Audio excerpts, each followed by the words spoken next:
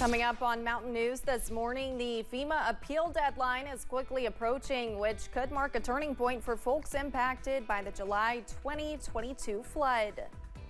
Plus, lawmakers at the state capitol are debating a raise for all teachers, but some say there isn't enough funding.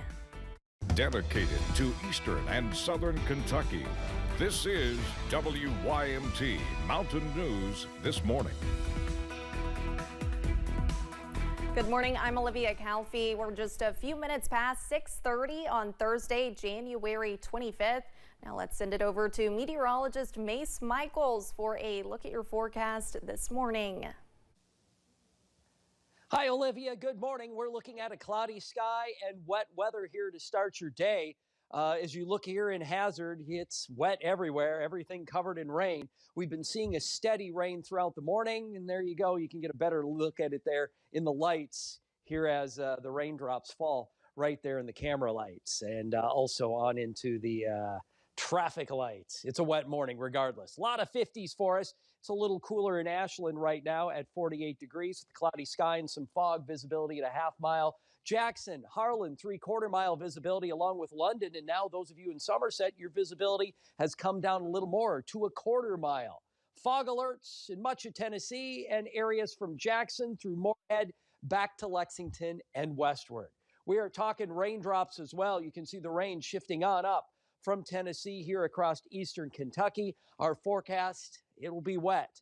50s this morning, 60s this afternoon. Have your umbrella with for your afternoon plans. Full forecast into the weekend is straight ahead. Thank you, Mace. Folks impacted by the July 2022 flood only have a few days left to appeal their FEMA decisions unless an extension request is approved.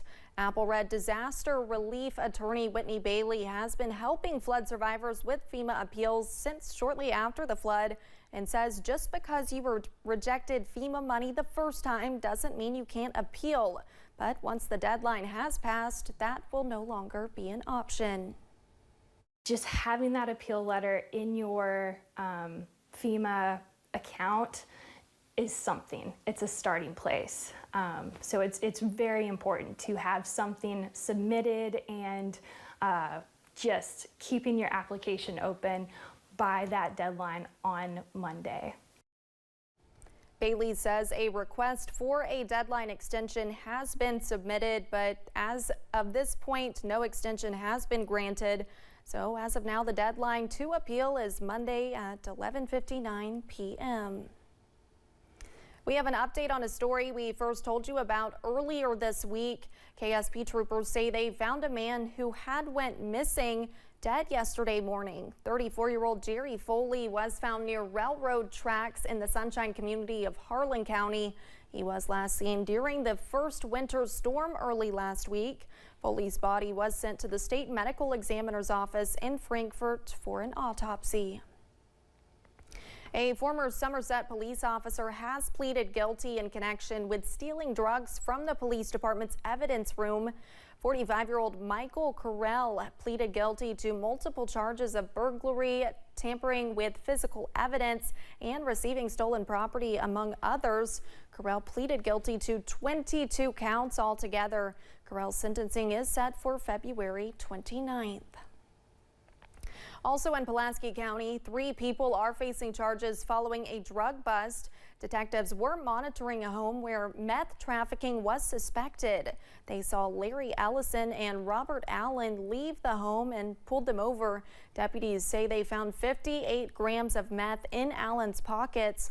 Authorities then searched the home where they say they found Rebecca Allen trying to flush drugs.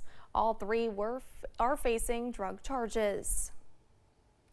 A London man is facing multiple charges after police say he was involved in a fight with a woman. Deputies with the Laurel County Sheriff's Office arrived at the scene at a home off Pine Top Road about 6 miles from London on Sunday. Deputies reportedly noticed injuries that a woman suffered in a fight with Nicholas Hubbard. The victim claimed Hubbard punched and choked her. Hubbard was taken to the Laurel County Correctional Center. Since the new CAVIS system started in early January, many county clerks have been struggling with long lines and hiccups. but folks in Madison County say they are almost over that hump. Officials say they had used the previous system for nearly 10 years. During that time, they had several changes, but the transition to the new system was just that new. We've realized that we migrated some data that was not quality data from the Department of Revenue and the PVA offices. We have cut out 55,000 of those records now. That's causing our processing delays, most of them, because someone that's licensed their car over and over again for years with no problems. Something's flagging them in the system, and we must deal with it in CAVIS. This week, the state's online registration system was down. It is back up and running now, but officials are still working on the system that allows you to renew a trailer online. Officials say the fees were not calculating correctly. This is Children's Advocacy Week, and this year advocates are pushing lawmakers to prioritize Kentucky's children. For 2 decades, Child Advocacy Day has urged lawmakers to support their blueprint for Kentucky's children, an agenda that pushes for legislative priorities that support Kentucky's children. There are a handful of tasks on this year's agenda, but Executive Director Terry Brooks says a sturdy budget is the key to achieving goals. We want to make sure that in arenas such as child welfare and juvenile justice, that investments are made upstream. The Capitol Rotunda was packed yesterday morning with Kentucky students, along with state leaders like Governor Andy Beshear. And some Kentucky Republicans are fighting part of the GOP budget proposal. The bill does not include money for teacher raises. Governor Beshear's plan called for 11% pay increases. Republican Representative Kevin Jackson says while that rate may not be realistic, teachers deserve assurance. He says some superintendents told him their districts can only do 1 or 2% raises. You know, I don't think that's enough for the job that we ask our teachers to do. That they don't only teach a subject anymore, they have to be nurses, they have to be psychologists, they have to be all of those, wear all of these different hats.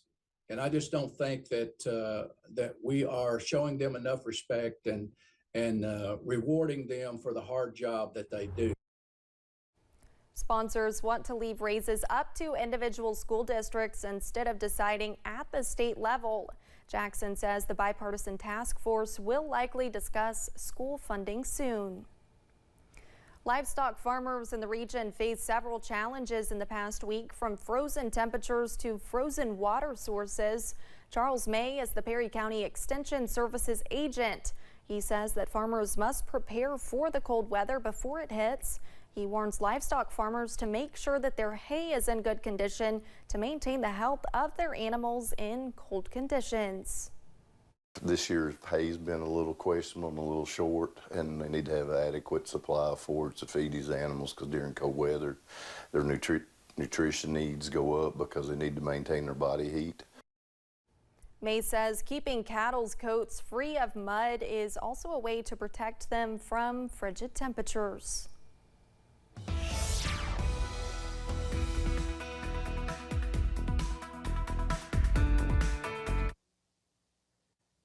Waking up to cloudy conditions and lots of raindrops. You can see the raindrops here in our camera lens in Wise right now at 55 degrees. And a lot of 50s here to show across areas of eastern Kentucky. Almost 60 in Prestonburg. Our highs today should make the mid-60s. Touch cooler in Ashland. You're starting the day at 48 with some fog, visibility at a half mile. 3/4 mile visibility from Somerset to Harlan, and around a half mile in Jackson as well, with some fog advisories. Most of Tennessee in fog advisories, and areas north and west of Jackson as well here across Kentucky. As we take a check at radar, it is wet. Rain's been rolling up out of eastern Tennessee here into eastern Kentucky throughout much of the morning.